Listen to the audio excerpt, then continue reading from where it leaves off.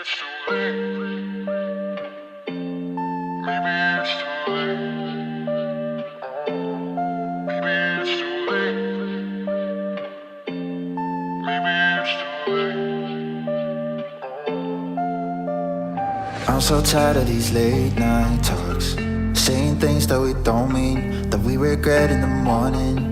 Yeah, I just wish we could open up, be a little more honest. This is getting exhausting. Yeah, can't do one more night of having to sleep on the sofa. I just wanna figure it out now before it's over. I don't wanna pack my things and be ready to let you go, to let you go. But maybe it's too late to figure it out, to make it through. Maybe it can't wait, maybe it's time, maybe we're doomed. I try to pull you closer, 'cause I don't wanna go yet. But maybe it's too late to figure it out, to make it through. Maybe it's too late. Maybe it's too late. Try to pull you closer, 'cause I don't wanna go yet. But maybe it's too late to figure it out, to make it through. I don't know why it's so damn hard being there for each other and showing you my true colors. Yeah, I don't know why it's difficult. I'm trying to make amends, but it doesn't seem to help. No, can't do one more night of having to sleep on the sofa. I just wanna figure it out now before it's over. I don't wanna pack my things and be ready to let you go, to let you go. But maybe it's too late to figure it out, to make it through. Maybe it can't wait, maybe it's time, maybe we're doomed. I try to pull you closer, 'cause I don't wanna go yet. But maybe it's too late to figure it out, to make it through. Maybe it's too late. Maybe it's too late. Try to pull you closer, 'cause I don't wanna go yet. But maybe it's too late to figure it out, to make it through. Can't do one more night of having to sleep on the sofa. I just wanna figure it out now before it's over.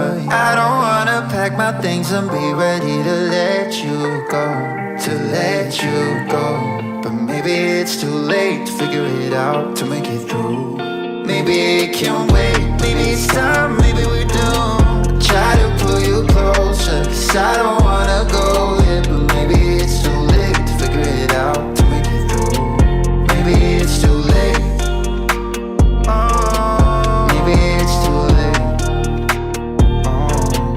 Try to pull you closer, 'cause I don't wanna go yet. But maybe it's too late to figure it out, to make it through. Maybe it's too late. Maybe it's too late. Maybe it's too late. Maybe it's too late.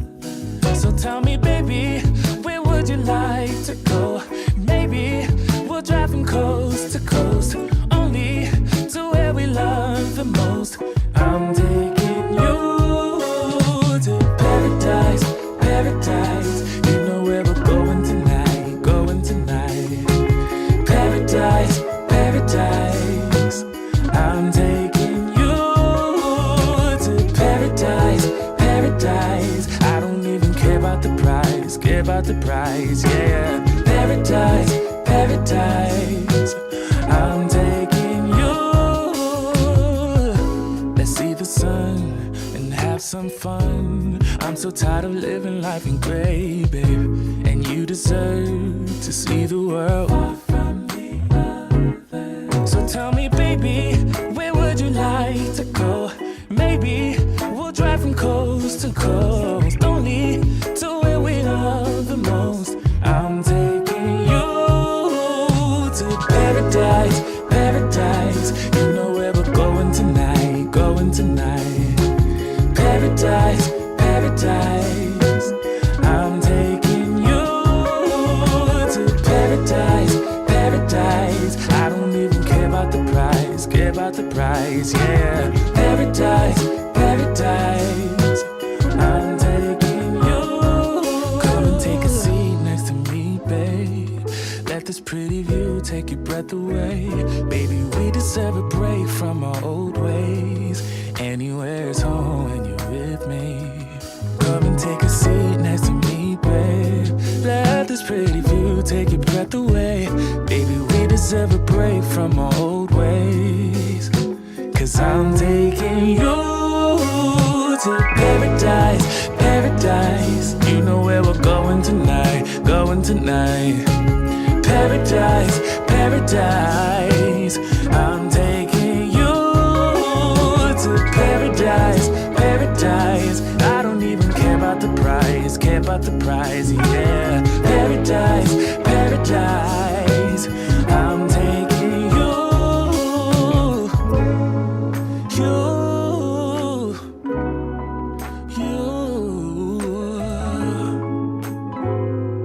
paradise.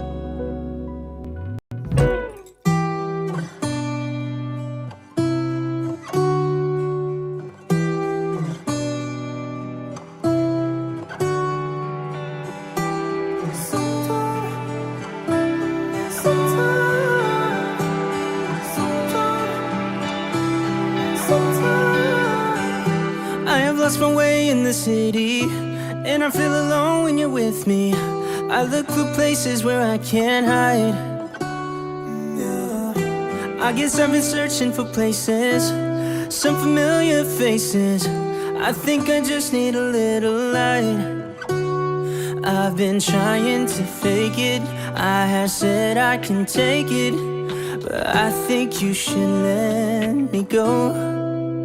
Cause I need some time. Cause it has been too long since I got any sleep. Yeah, it's been a while since I've gotten some time just for me. Yeah, I need some time. I think I just wanna feel like home, but these days I just feel long gone, and I don't know how to make it right. I've been trying to fake it. I have said I can take it, but I think you should let me go. Cause I need some time. Cause it has been too long since I got any sleep. Yeah, it's been a while since I've gotten some time just for me. Yeah, I need some time. Sometime I need some time. Sometime I need some time. Sometime I need some time. Sometime I need some time. Cause I need some time. Cause it has been too long since I got any sleep. Yeah, it's been a while since I've gotten some time just for me. Yeah, I need some time. Sometime I need some time. I need some time. I need some time. I need some time. I need some time.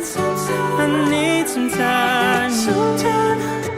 I need some time. You're kissing my neck and grabbing my leg, pushing me backwards into your bed. Baby, you are all I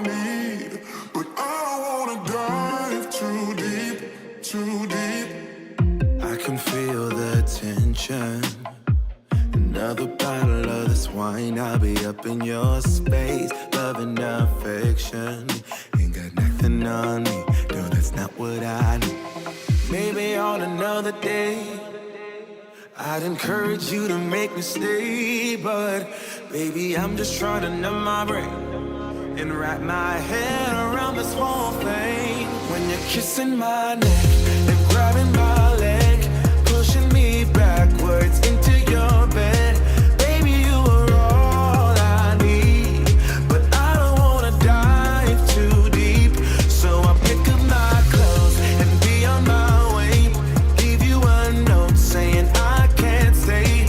Baby, you are all I need, but I don't wanna dive too deep, too deep. I think I learned my lesson.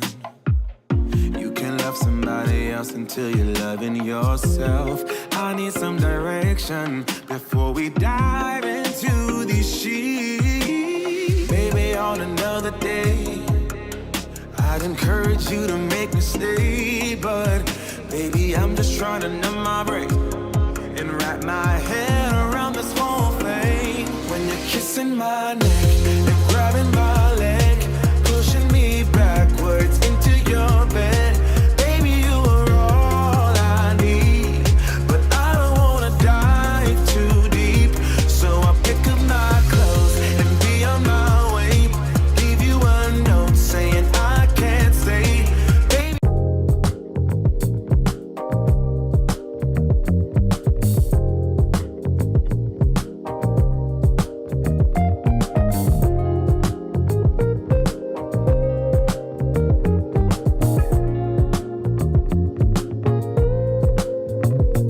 In this moment, Yes. I cannot say what's wrong or right. No. It's not hard to fool me, No. 'cause I'm addicted to the good life. Yes. Yeah, lead the way, I follow. No need to say No. where we are heading now, babe. I follow to the edge of it all,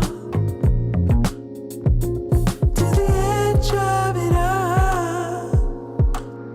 So tell your good night, 'cause I'll buy no matter what. Yeah, susceptible now before the moment flies.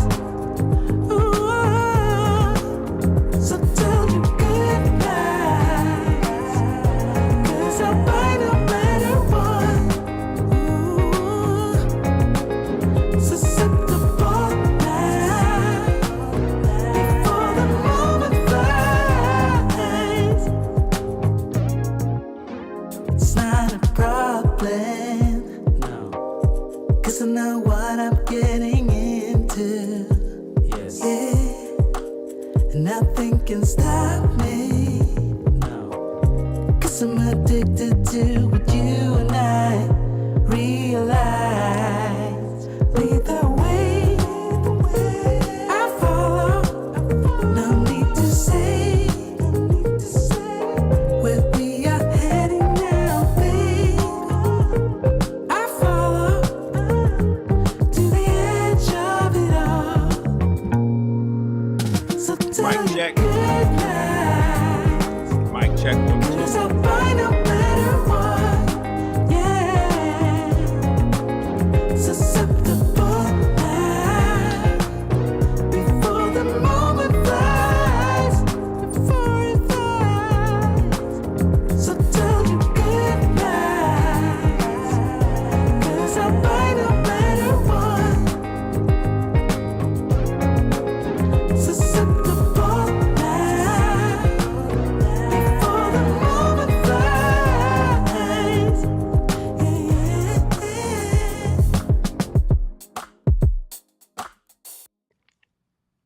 And the cameras are up. Mic check 1 2 1 2. The levels look good. Appreciate you guys all being here. Students, welcome to class. You have entered the main lecture hall. in the Department of Hard Knocks at the University of Shannon, Rawls. Please have a seat, take out a pen and paper, and prepare to take notes. There's a lot to learn tonight. My name is Professor Shannon. I'd like to introduce my partner, Professor Cassius. Let me switch over to that screen. No, I'm gonna do it this way today because this me and Cassius got some game to get kicked to y'all. Me and Cassius got to talk to you guys today. What's up, Cassius? What's up, boss? What's happening, big dog? Man, chilling on it. Another day in paradise, as they say. See if we can't learn some folks something. I know, right? We got to learn some folks something. It's a different day. Ladies and gentlemen, what this is husband school. What is husband school? We are teaching men, ultimately, the things that their father didn't teach them, if they had a father. We are teaching men, and you know what? Let me put it this way. We're talking about issues that are pressing and are very concerning for a lot of people in relationships. You know, I'm twice married, twice divorced. Cassius is getting married. He's been in a functioning and successful relationship with his woman. I tend to speak from the problems that I've done and the things that I didn't know. And I come and I tell guys, hey man, you might not want to do that. I tried that on my first on my first marriage. I tried it again on my second. It didn't work with two different women. I thought it would work. I was told to do that. It didn't work out. You might not want to do that. That doesn't work with women, you know. And brother, you might want to do this. I didn't think I needed to do this, but I realized later, a little too late, but I realized later that I should have did that, you know. So I speak from the position of failing as a leader in two of my relationships and making sure that brothers are not out there making the same mistakes that I have. And the reality is, there's a lot of people out there that talks about that, you know, it's a lot of women that's out there that's saying, you know, men don't want to be husbands. They don't have what it takes. They don't know how we think. They don't know what we want. And so me, my brother Cassius, Professor Cassius, and I have a panel of other people, but today's kind of a rough day at the beginning of the month, it's a new fiscal year. You know, October for business, for those that don't know, October is on a fiscal calendar. Typically for business, October is the beginning of the year. And so just what was that? Saturday being the first, yesterday really being the first business day of the year for a lot of businesses. Some of my partners, they quit what they would make it. They're still doing some reports, running some errands for their companies. But me and Professor Cassius is here to give you guys some game. If you guys want to pull up in the chat, you are more than welcome. I don't know if I put the chat. Let me put the link in the chat. Hey Kim, Kimberly Vercillo's here. It's good to see you, Kimberly. That's the link to the video. If you guys want to pull up and talk, we're only gonna be here about 45 minutes to an hour. But we have something that we want to talk to you guys about. And it's something that is it's a pressing issue that is happening more and more often these days. And it's one of the necessities and needs of all men, of all people. But somehow it seems to be fleeting in the dating and mating spaces, man. And I want to discuss that with you guys today. How was your week this past week, Cassius? Everything good? Man, spot on when you were talking about end of month, end of quarter. You know, I work for a large tech company, so the last week has been a blur. So I feel the other partner's pain for not being able to make it today, because yesterday and today have been crazy, kicking off a new quarter, a new month, and for, like you said, many a new fiscal year, right? So I get that. But for me, man, I've been all right. A couple of kiddos got a little sick, but I can't complain, man. There's a lot of people out there that would trade their problems for mine in a heartbeat. So I try not to complain, man. That's right. Let me hold on. Let me switch over to a screen real quick here. This is our normal screen, Cassius, but we don't have some people here, so I need to do a copy and paste real quick. Hold on a second. Okay.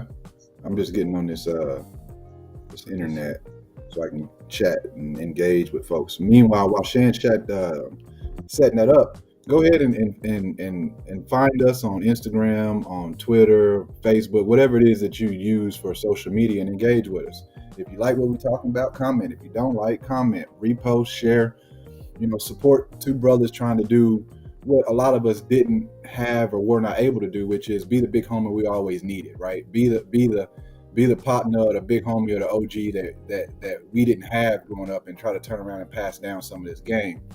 that some of you may be able to apply in your lives because you may see yourself in us, or we may see ourselves in you, right? So it's one of those things where you chew out the meat and spit the bones, or excuse me, you chew the meat and spit the bones out, right? So like Shannon said, he's coming from a slightly different perspective. Myself, I'm a little younger. I'm coming from a slightly different perspective. And we got a couple other partners that'll be joining us that typically come from different perspectives.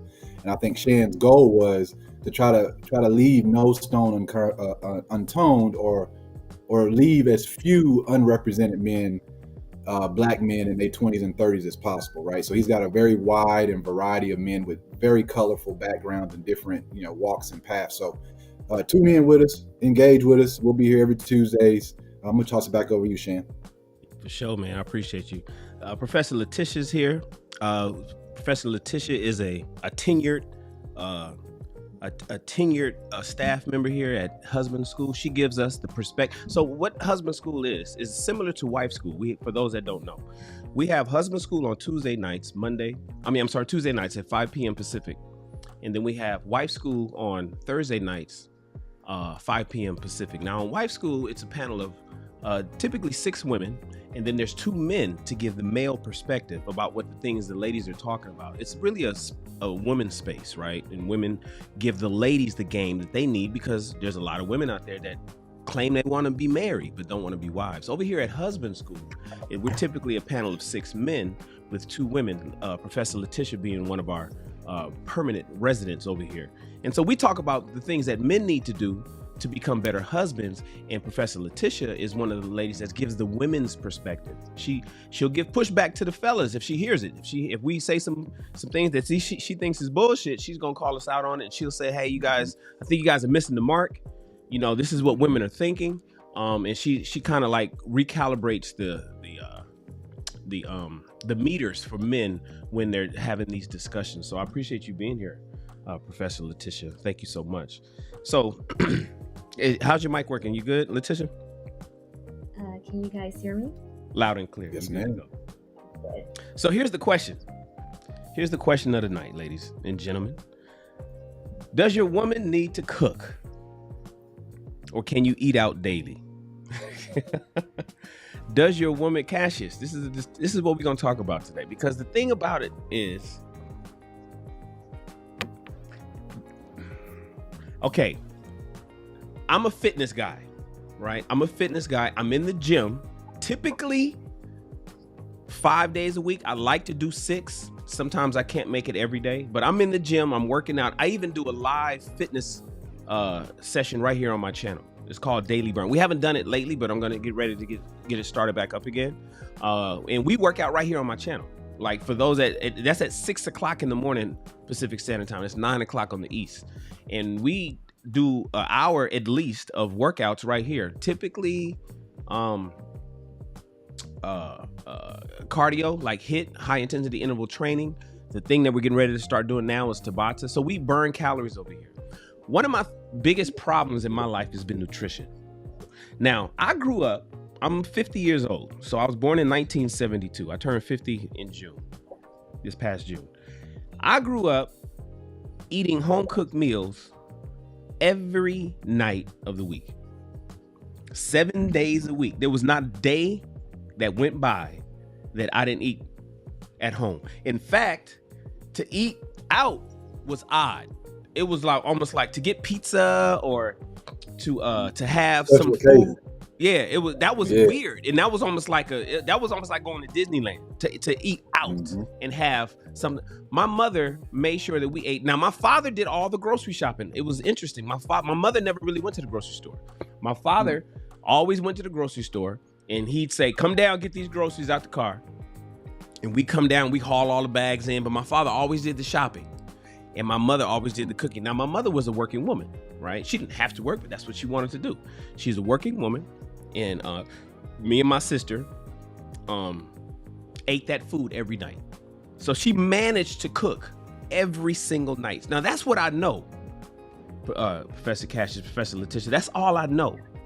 So I got married in 2004, and I got married again in 2012.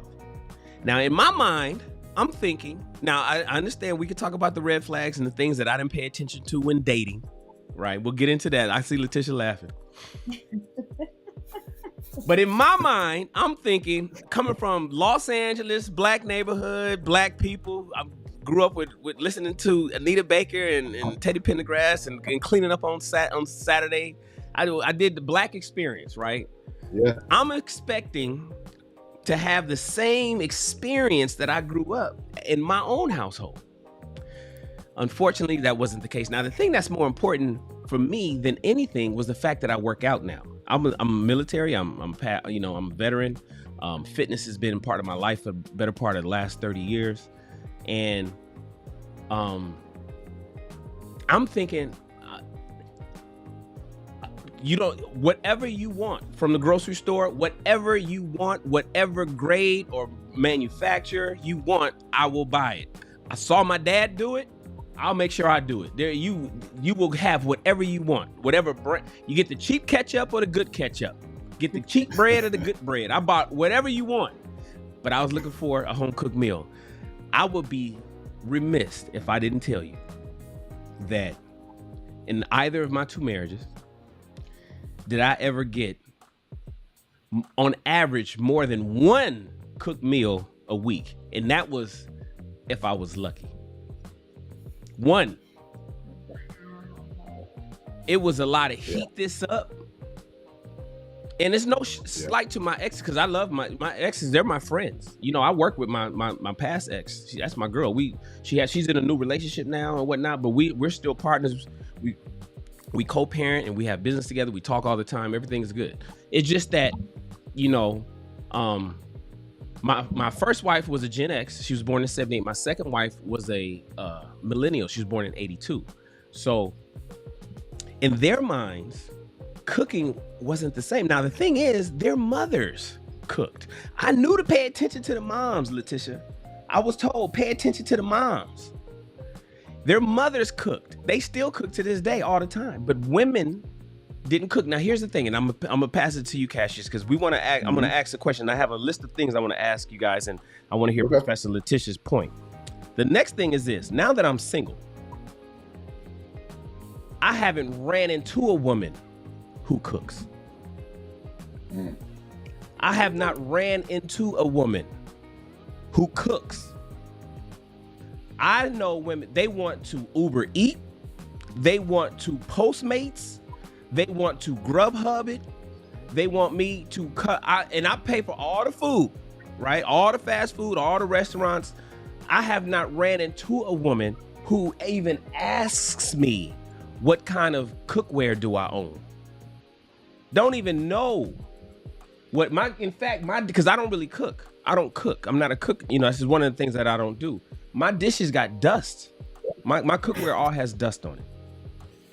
So now there's a lot of young men today. There's a lot of young men there. And Cassius, maybe you can explain how the dynamic of your relationship, and Letitia, tell me how you think it should go for young men or what they should expect. There's a lot of young men out there today who grew up with their moms maybe still cooking, because mothers had to. But they're not dating women, I don't think, who are out there just in the kitchen whipping up something, own a cookbook, putting recipes. They may know how to make a dish or two, but cooking to the point where the man is fed on a nightly basis. People are getting into marriages and there is nobody, they have no idea and have never had the conversation about how are we going to eat every night for the rest of our lives.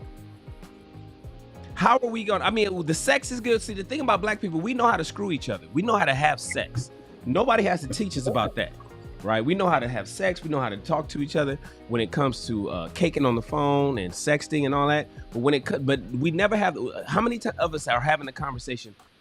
How are we going to eat for the rest of our, I know we're getting married and I want to marry you and I love you, but how are we going to eat for the rest of our lives? Because in our dating situation, we eating out a lot. And then when I'm not with you, you're ordering, you're going to Subway, or you're using your smartphone and having it delivered and just paying the extra $10 to have it for the delivery fee to Postmates. Professor Cassius, please help me out. Please help out the young men today. Yeah. Is it required like it once was? Even with technology, see, technology is a motherfucker.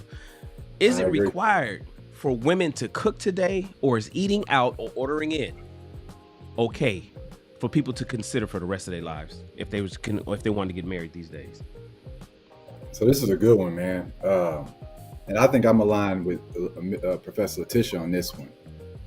I think that is and it's going to be hard to articulate it, right? But I think that is a very impactful part of a relationship, right? We get in relationships to serve each other, right? And typically the man is supposed to provide, protect, kind of guide the family, like lead the family. That's part of him serving not only his fiance or wife, but also his family, right? I know we're in a modern day world, but typically women lead with, I'm going to make this house a home, right? They're nurturing skills, right? Not all, because there's some boss chicks, but even boss chicks still have nurturing skills. But I think this idea of the cooking and cleaning is part of a woman serving not only her husband, but the family. And so when she doesn't do that, even if you have the means to, right? Because I know some people say, well, I got money to buy a chef. So do I. If I wanted to, we could hire a chef to come in every day. But here's where I think the issue is that men don't often, right? And we're not talking about the sorry, no good dudes. We're talking about your man that's actually takes pride in protecting and providing for his family, right? We're not talking about the oddballs. But men don't normally get to outsource, if you will, their provision. They don't normally get to outsource their protection or guidance, right? That's part of their duty and responsibility to serve the family. Mm-hmm. I think women, part of their duty and responsibility to serve the family is to make a house a home. Not totally their duty, but a big part of it. Similar to the man's supposed to provide and protect. Woman's supposed to nurture, make a house. So when women outsource that, and they're not doing that, then it begs the question, what is it that you're doing to serve the family and house? And if you don't have an answer for that, I think that is a huge component of relationships that break down. Because after a while, I think resentment starts to set in, probably subconsciously, that men are saying, hey, I'm serving. It did for me. I got to keep it 100. Yeah. It did for me. Yeah, I'm serving this house. I'm doing my duties by providing and protecting, et cetera, et cetera. And what I feel like your equal contribution is to make this house a home, kind of cook, clean, make me a healthy meal every day. Doesn't have anything to do with money. It's just the action of serving the family and house, right? So I would say that, yes, I do think that the symbolism of a wife cooking for her family is as important as a man paying the bills, symbolism wise. And men can outsource their responsibilities. So I don't believe that women should be able to outsource theirs. Even if you have the means to do so, I still think that both parties should serve the family in some type of way. And typically the men do so by providing and protecting and paying bills. Now, I know people are going to say, well, what if you have two working folks, right? And then I'm going to pass it to you, Ms. Letitia, because I'd love to hear your perspective. Even in the two working environments or the two working parents of the modern day where you have man and woman both working, and the woman's like, well, I can't cook every night. Okay, that's fair. But check this out. We do have Saturday and Sundays where it is not uncommon for people to meal prep. Even if you're going to meal prep on Saturday and Sundays when you're not working, you have more time and you want to just cook in bulk on Sunday for the week because you know you're busy schedule with the kids and all this, even that is still serving the family and not the same as just, hey, we'll Uber eat tonight, right? Or we'll stop by Subway on the way home, right? So I'm gonna pass it to Letitia, but I think it is a very impactful and important part of the symbolism of both a man and a woman serving the family in the house and each other that sometimes women are escaping, and I think that causes problems in the relationship down the line. So I'll toss it over to you, Ms. Letitia, Professor Letitia. Oh, thank you. I get a lot of flack for my traditional values, but at least with traditional values, you know where you stand, you know what your role is, you know what to expect. So any man who's courting me, he knows what to expect. And you get that pushback from men or women? Both. Really? Okay, go ahead. Men and women. So I, wanting to be a stay-at-home housewife, focusing on taking care of the husband, the kids, in the home, you get a lot of pushback for that. But at least you know you're gonna get a home cooked meal. At least you know you're gonna get 3 square meals and some snacks and whatever else you desire in between. Um, Gotta I have them think snacks. when it's a modern dynamic, the two of you basically have to make it what it is, right? If you both are working, you're gonna have to figure out who's gonna do the cooking, how many meals you're gonna get per day. Expecting 3 meals or expecting at least a home cooked meal every single day, and she's working. Um, I think that's unrealistic. I think that if men are requiring a woman to bring the resources, right? If he's requiring her to bring financial resources, or he doesn't want her staying at home, and he's like, "Look, I don't need your money, but I do want you to get out there and work because I can't fathom you staying at home," then there's a cost to that. She's not gonna feel in the mood or wanting to do all of that stuff that traditional women do. So I think there's going to have to be a balance. I think this is why it's important that men know how to cook also. Modern men need to know how to cook. You need to learn at least some basics. You need to learn how to boil water. I know. I cook my eggs in the microwave. Not real eggs, Shannon. Please tell me, not real eggs. I crack eggs in a bowl and I put them in the microwave and they come How out do you scrambled. cook? Ugh. I don't know how to Okay. cook. I'm a lot of things, but a cook ain't one of them. Go ahead. Okay. So you at least need to know how to boil water. I was gonna say cook eggs, and you need to learn how to season, right? But so going back to what you first said, Shannon, when I was growing up, my mom cooked every day. I grew up with a meal every single day, Monday through Sunday through Saturday. My mother cooked. My mother wasn't the greatest cook. She cooked the same things just about every other day, but she could season well and cook well the things that she did cook, right? As I was growing up, when she got with my stepfather actually really was the one who taught me how to cook better and prepare, to be able to cook for a family. Because he did all the cooking because he didn't really care for my mom's cooking. So he told me, if you want to have a husband someday, you're gonna have to really cook for him. So you have to learn to cook. So I cooked during my marriage. I cooked my husband when he wanted a home cooked meal. He had a home cooked meal. There were days where he treated us to a dinner out. That was usually on Sunday. That was our little tradition. Every Sunday we'd go out to this family style restaurant. But other than that, he got a home cooked meal unless he was at work, and then he would get fast food or something on the fly. I think it is important that women understand the needs of her man. If that is something he needs from you, he desires from you, that's something women need to vet for. If he grew up cooking, if he grew up eating a home cooked meal every single day, there's going to be an expectation. I think men do need to ask that question. How often do you cook? Do you not often? How do you not how often do you cook? Not just do you cook, but do you enjoy cooking? Do you like to cook? Because if she enjoys cooking, if she likes to cook, then she's going to cook for you more times than not. Hmm. As a single woman, I don't cook that much. There's nobody here but me to cook for. It's just me, right? So I don't cook. But I can't fathom my man coming home from a hard day and telling him Uber Eats, we got a DoorDash. I do hear that a lot from men. That women don't know how to cook. I The taught struggle. my daughter how to cook, starting at I think I had her in the kitchen when she was young. She was always very curious. I had her in the kitchen.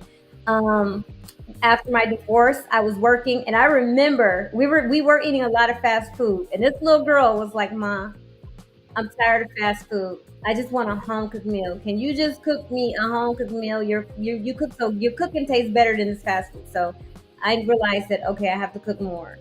She started being in the kitchen more. Then I realized, okay, this is something you need to learn, because when you get married someday, you want to make sure that your husband is happy and fulfilled in all ways, and that includes his stomach. That includes his stomach, to make sure that no other woman can give him something that you're not. So she learned how to cook. She's a very good cook. My daughter's a great cook. I think that's why she ended up that's why she has that ring on her finger. She's getting married in December because she cooks, and She was when they were- selected. she Yeah. was So, hey, when she was in college, her dorm mates her friends all wanted to come to her dorm because she was cooking. They knew that they could get a home cooked meal by going to her dorm, Oh wow. and yeah, she would cook for her boyfriend while she was in college, and she was very good. I think you ladies need to know how to cook, but I do think that men need to understand what they're asking for. If you want her to work, then you're gonna have to sacrifice on getting that home cooked meal every time that you desire it. You might have to just compromise on the DoorDash, Uber Eats, and getting a pizza every now and again. Well, see, Okay, no, I don't think so. So, go Shannon, ahead. so I'll share a little bit about my dynamic with my fiance, right? I do agree that if you have a working woman, you're going to have to shift what the traditional household Norms. setup would look Mhm. like, right? Men should be more involved, and I say this all the time. Men should be more involved with the childbearing period, right? Things like homework, getting kids bathed, getting them in bed, reading to them, getting them dressed in the morning, helping them, et cetera, et cetera, et cetera. So one of the things that a compromise my fiance and I have, who she works, is that soon as she comes in the house or as soon as the kids get in the house, I'm taking care of the kids.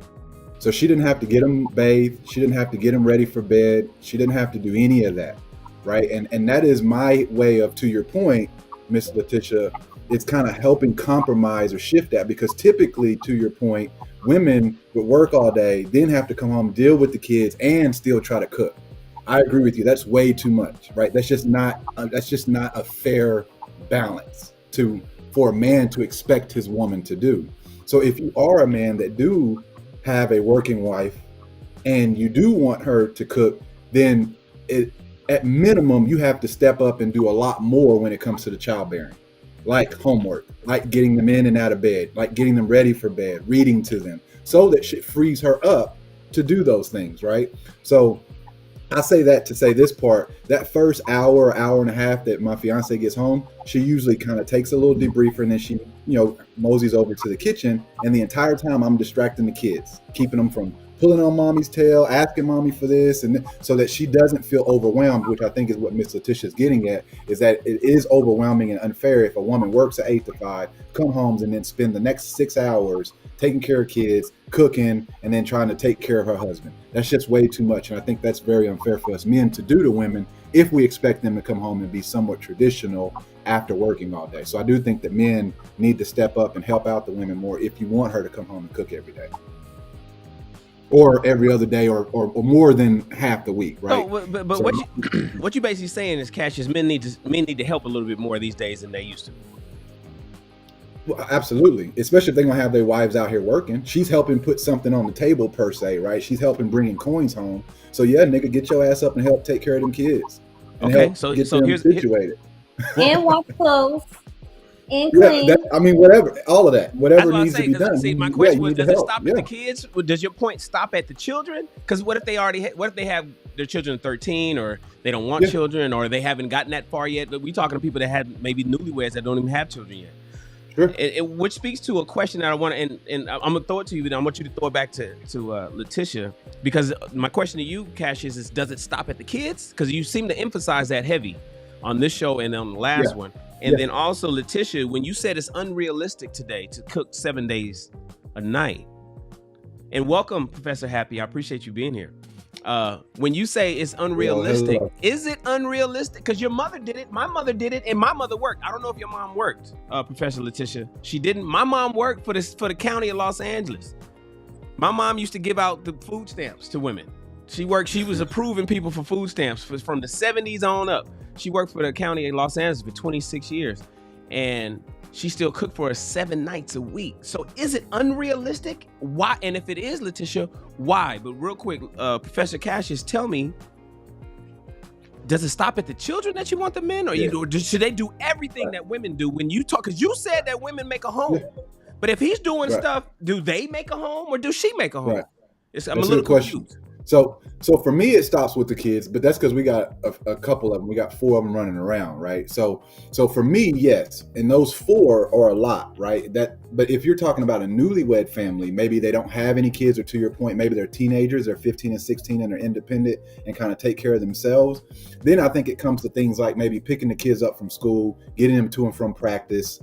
In regards to me, I don't do a lot of the cleaning or the laundry stuff, but that's because my fiance is very particular.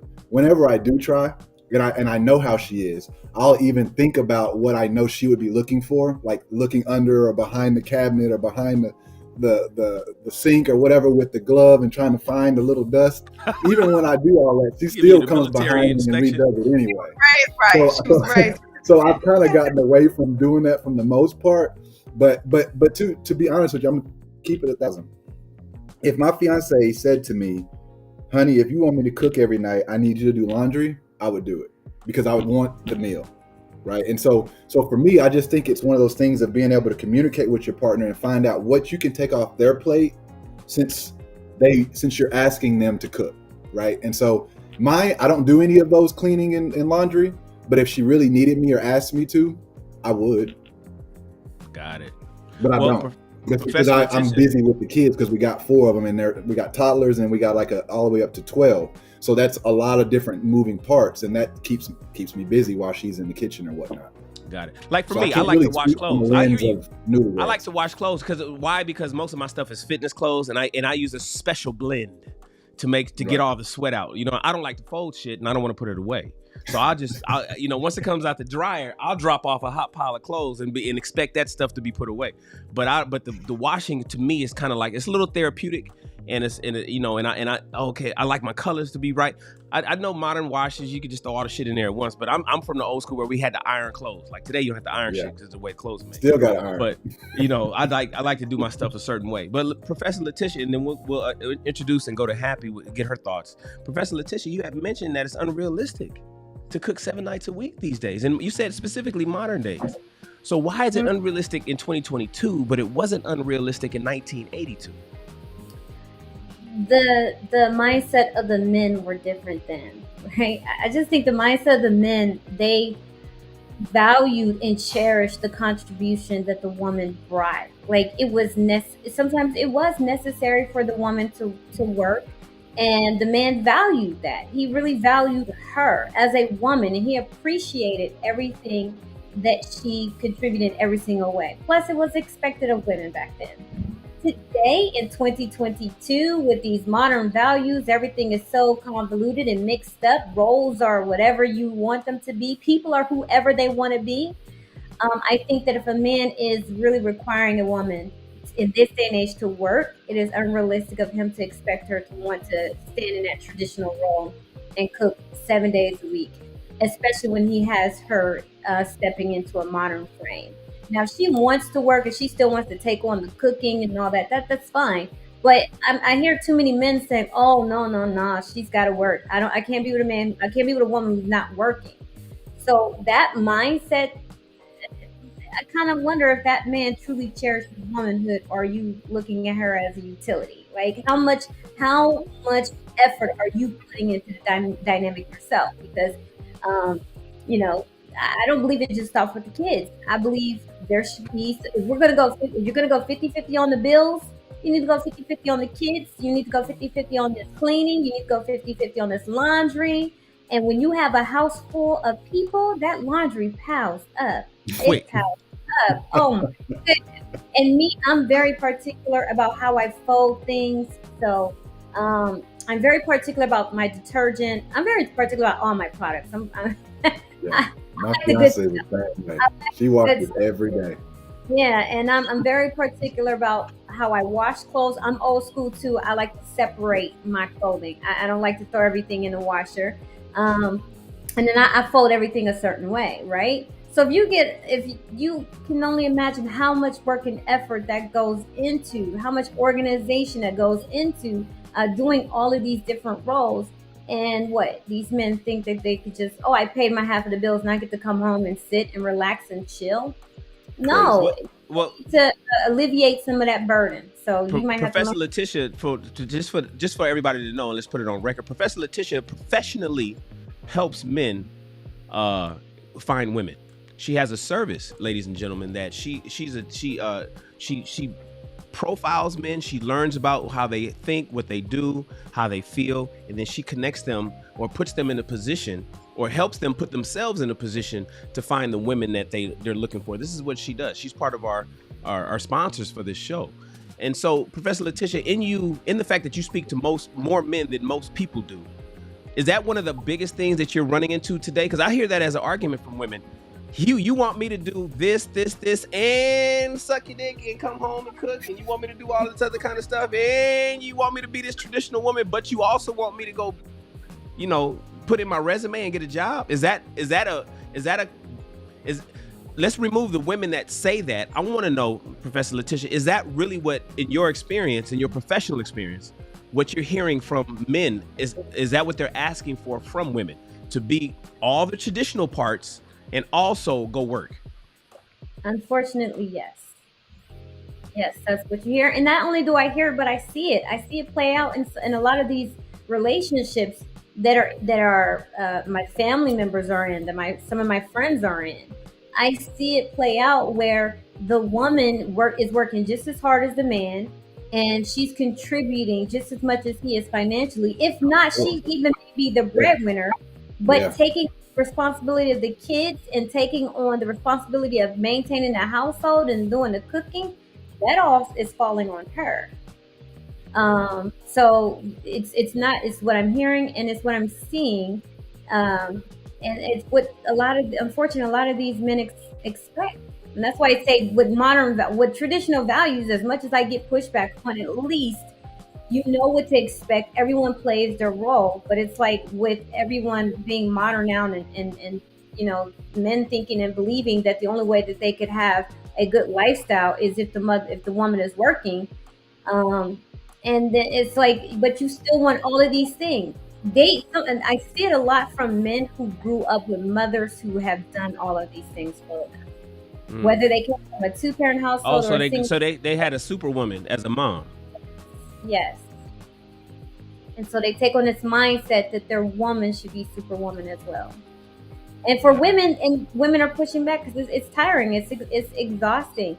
I know as a stay-at-home wife, I can't even imagine having to work and add on to everything else that I'm doing.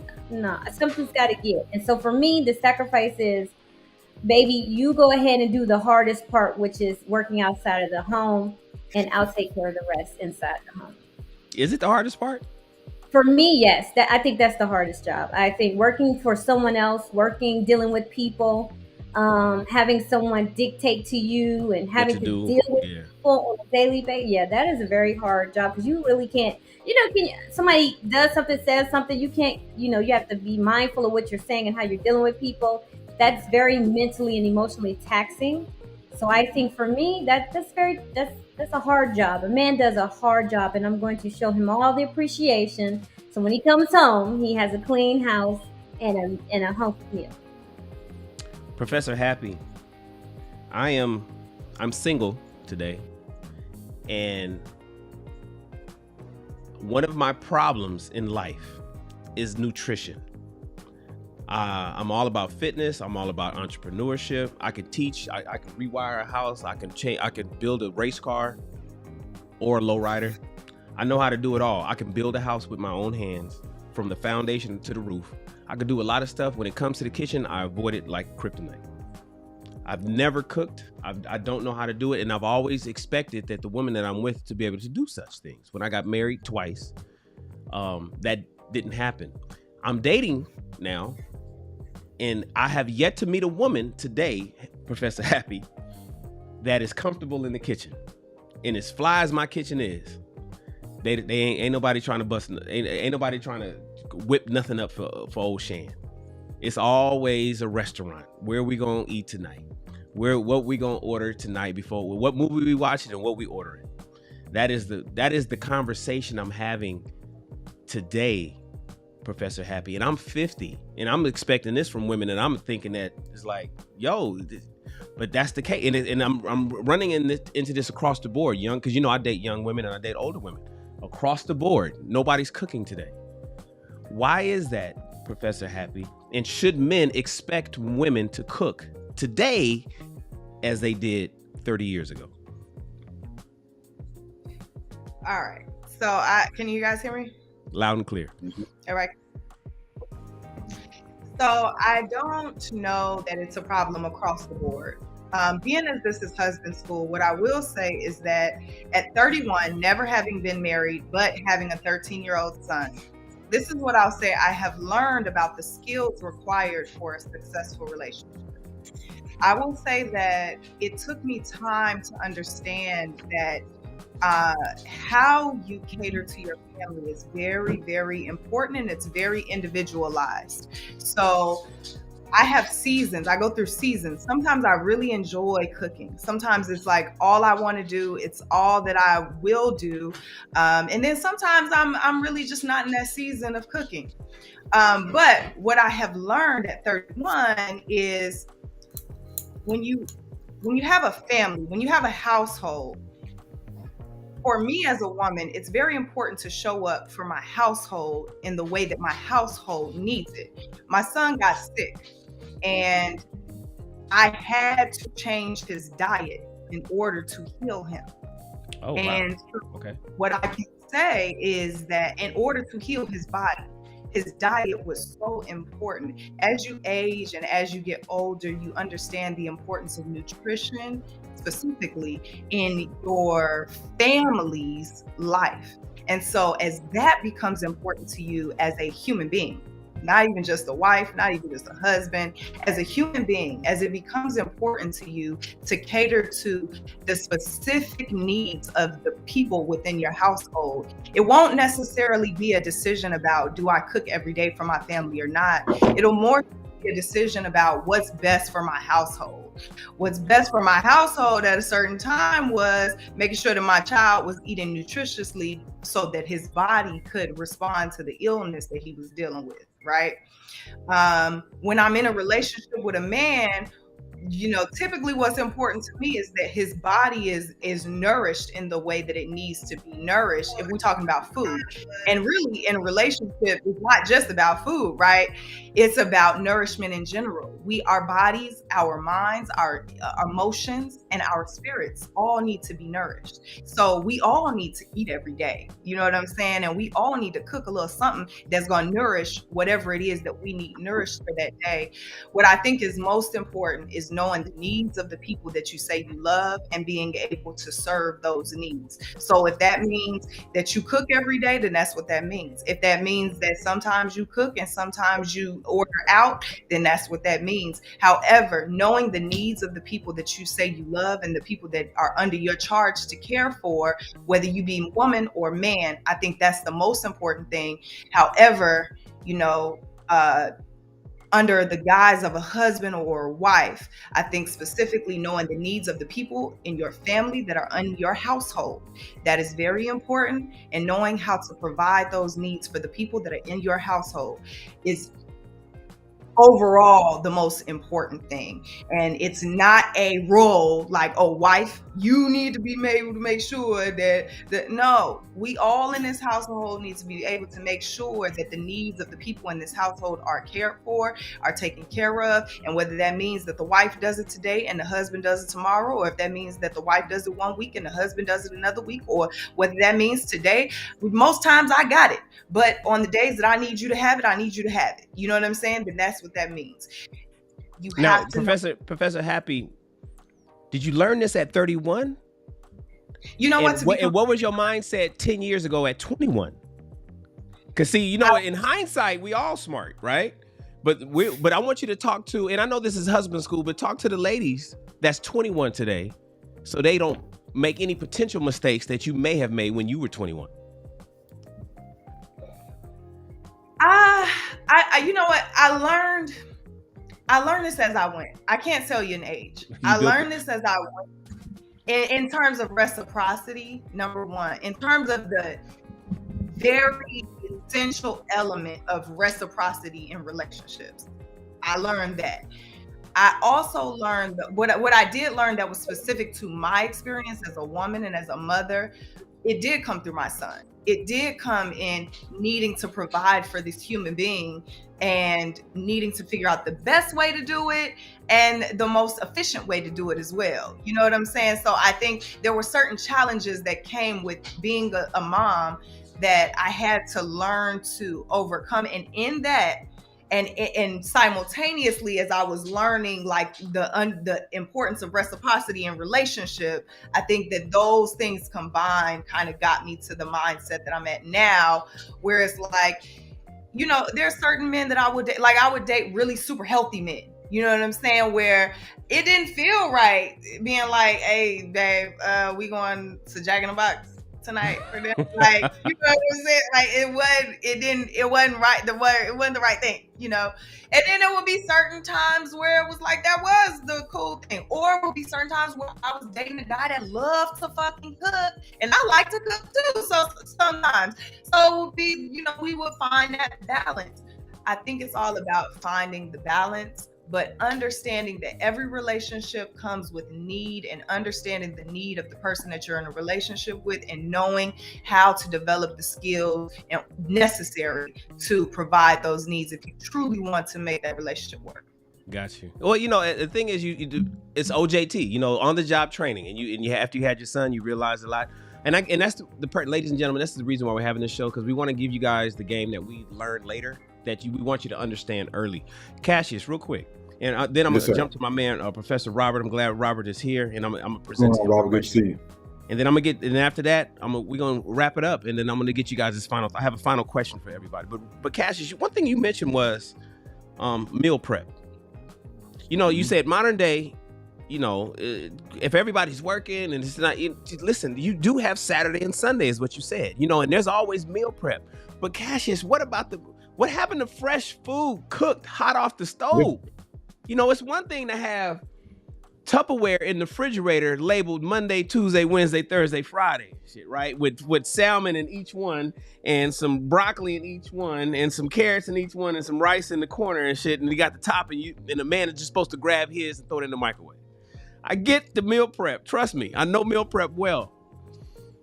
But what about the guy that wants a hot cooked meal, Cassius? Yeah. So we're not using microwaves at this house. When we do meal prep, we use ovens to warm up in 15, 20 minutes, or use that amazing air fryer, right? My fiance loves a little air fryer. I've been hearing right? a lot about these air fryers. Okay. Yeah. So we ain't really microwaving dinner over here. We might microwave leftovers, but we ain't microwaving dinner.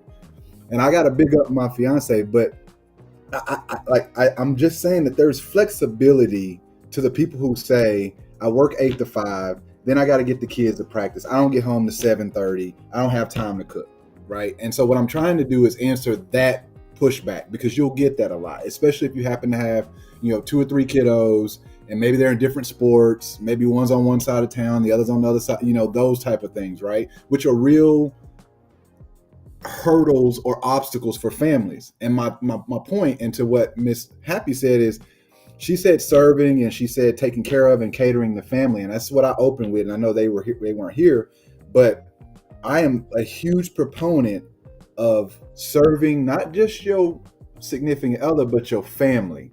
And part of the men's responsibility to serve is to provide, protect, and lead.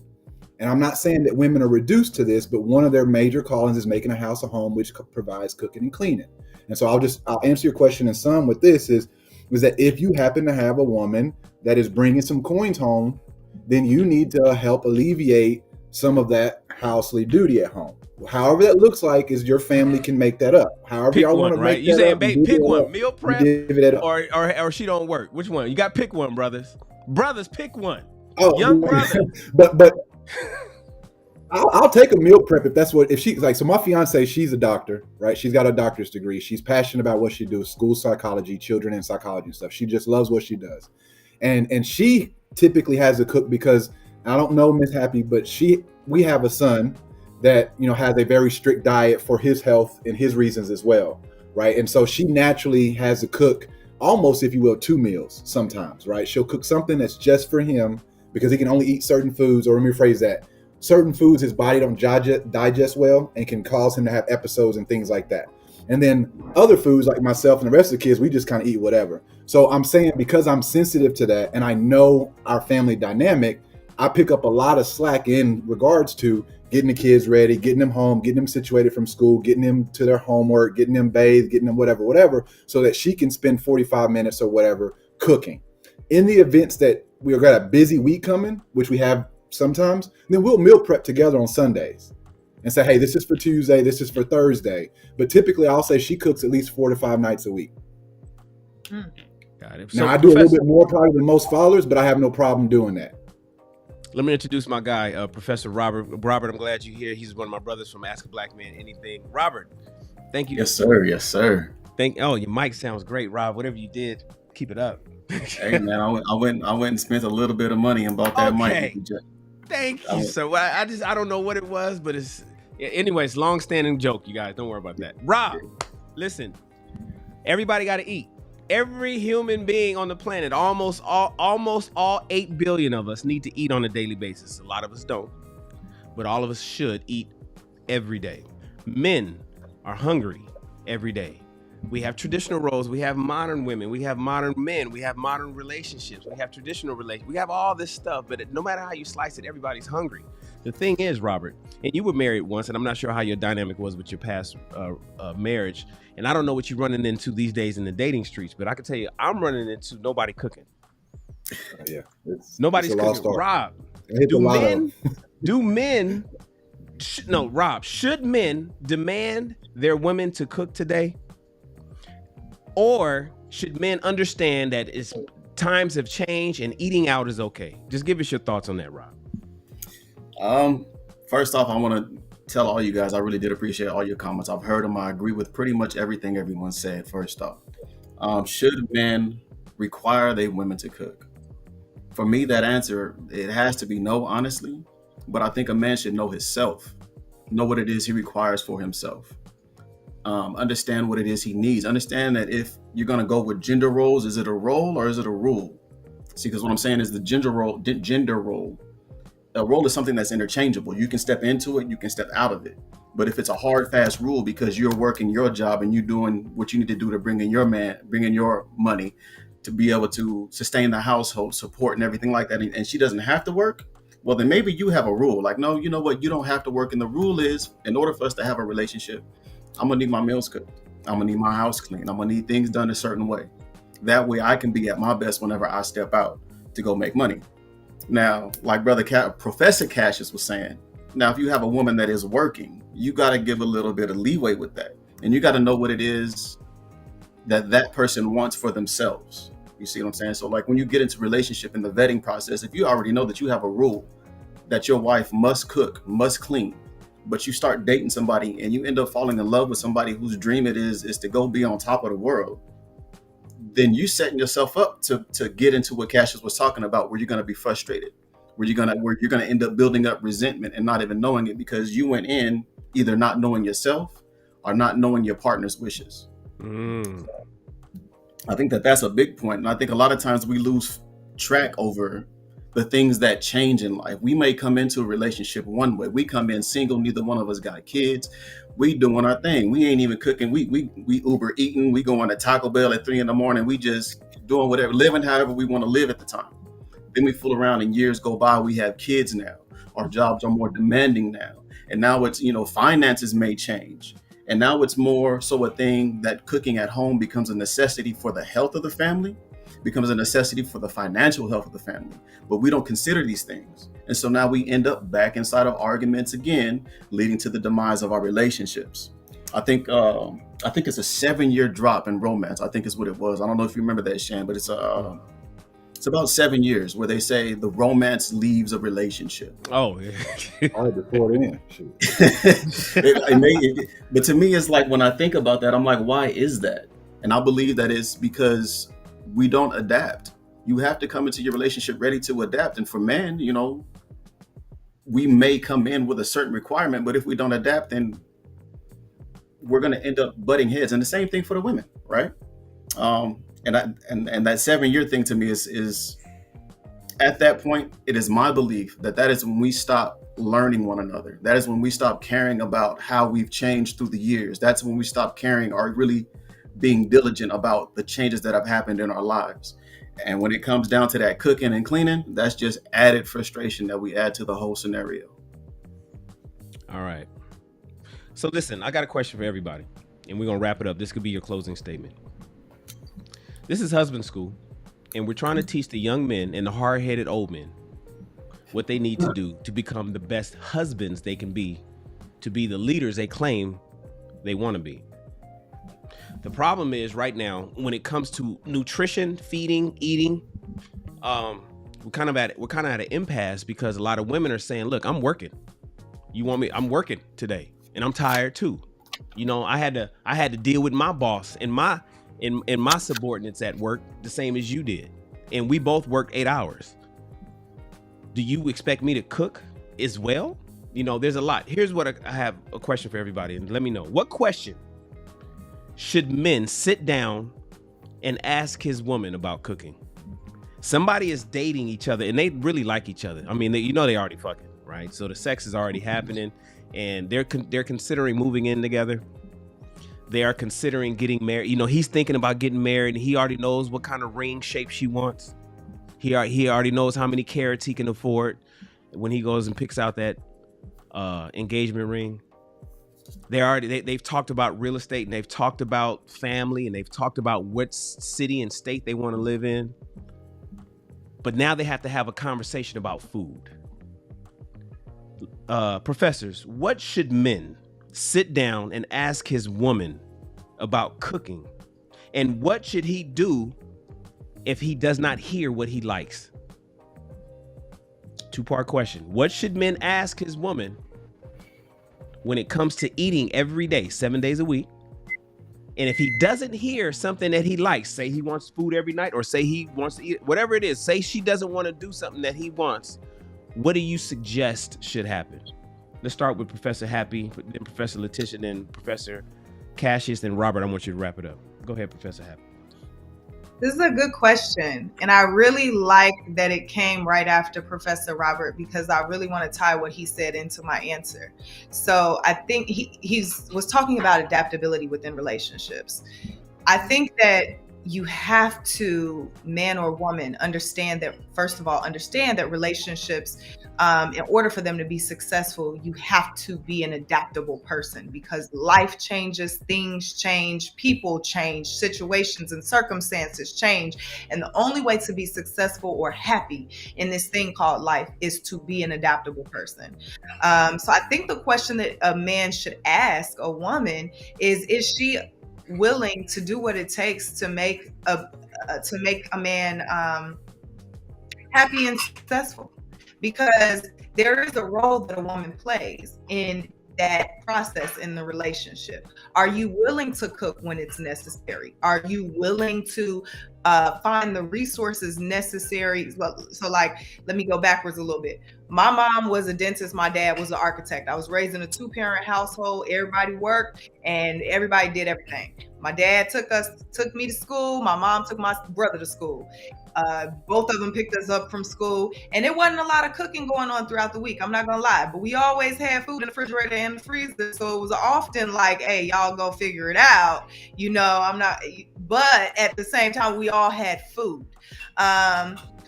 And that's kind of how I was raised. Can my mom cook? Absolutely, she can. Was she cooking every night? Absolutely not. Because not only was she a dentist, she was a college professor. And my dad was an architect. So we weren't doing bad. It was just that this was the environment that I grew up in. Can I cook? Absolutely, I can. Do I work? Absolutely, I do. Will I cook every day? No, sir, I will not. And the man that's for me is going to understand that we ain't cooking every day. I'm not cooking every day. You can cook some days. We can order out some days. Are we eating every day? Absolutely. We're absolutely eating every single day. So I think the question to ask now, unless you're like this just super old school guy that is paying for everything, she don't have to work, and that's the lifestyle that you want, that's completely different. If you want a modern relationship, I think that you need to know if your woman is adaptable to learning the skills necessary for you guys to be healthy and whole and to matriculate life the way that you envision matriculating life. That's my answer. Got it. Well, what happens if she says something that he doesn't want to hear? What do you think? If she's, then he needs to use discernment. He needs to use discernment because if you ain't trying to be adaptable, then baby, you really not probably trying to be in a relationship, or you really are not mature enough to understand the nature of relationships. So if she says something that he doesn't like, use discernment and understand if you're dealing with a person that's teachable and that is willing to learn and to adapt, or if they're really telling you their truth. I'm not really interested in doing things necessary to sustain a long-term relationship, because that may be what she's saying. Got it. Professor Letitia, what questions should men sit down and ask his woman about cooking? And what should he do if he hears an answer that, he may not necessarily like to hear? He needs to ask her, does she enjoy cooking? What dishes does she cook? How often does she cook? How often does she see herself cooking? Why is it that she loves cooking? And those are questions you need to ask. And if she says she doesn't like to cook, and if that's something he requires, which he has the right to, if it's something he requires, something that he needs, then he needs to learn how to move on. I'm all for the vetting process. I'm big about asking the questions that you need to ask in order to ensure that there's going to be some compatibility there. So ask the hard questions. Ask the questions that are going to probably make her feel uncomfortable and squirm, because then at least you know what you're getting and you know what you're dealing with right away. So if she says, I don't like to cook, I prefer DoorDash, you need to ask her what's her habits during her single life. Like, if she DoorDashes, why do you DoorDash Uber Eats out every night? Why is that? Like, ask her what her grocery shopping habits are. When is the best time to grocery shop? Because there is a method to grocery shopping. You need to ask these questions. I'm all for asking the questions. Shan, you've seen me. I don't have a problem asking the hard questions. I would get down in there, and if he hears something that he doesn't like, something that doesn't align with what he desires for a marriage, then he's going to have to walk away from her. Really? So you believe that it could be a deal breaker? Go ahead, Happy. I want to ask you, as a dating expert, is what I heard Shannon call you earlier. Is that a good question to ask her what her single life habits are? Is that indicative of what she will be in a relationship from your experience? Sometimes. So if she is constantly Uber Eats, door dashing, right? You need to ask her why. Just ask her why. If she's, well, I'm too busy, I'm working all the time, I just don't have enough time to do it. Or she comes back and says, well, I don't like to cook, I don't know how to cook, right?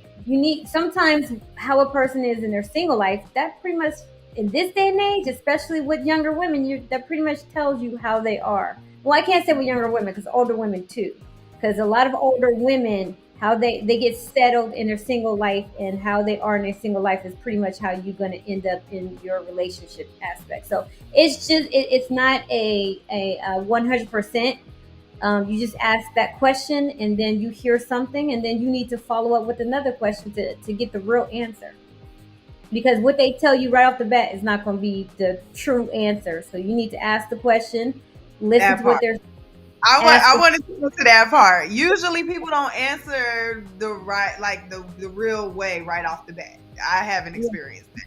Yeah. So you ask a follow-up question, and then you ask a question after you have to keep the conversation flowing and going, but you need to get the answers. If you feel uncomfortable or something is telling you that you need to unpack an answer, then by all means, go for it. I think people are too afraid because they're afraid it will mess things up. If it messes things up, if she gets turned off, she's like, I don't want to talk to you, that's too much, then you know that is not the person for you. You keep it moving. Okay.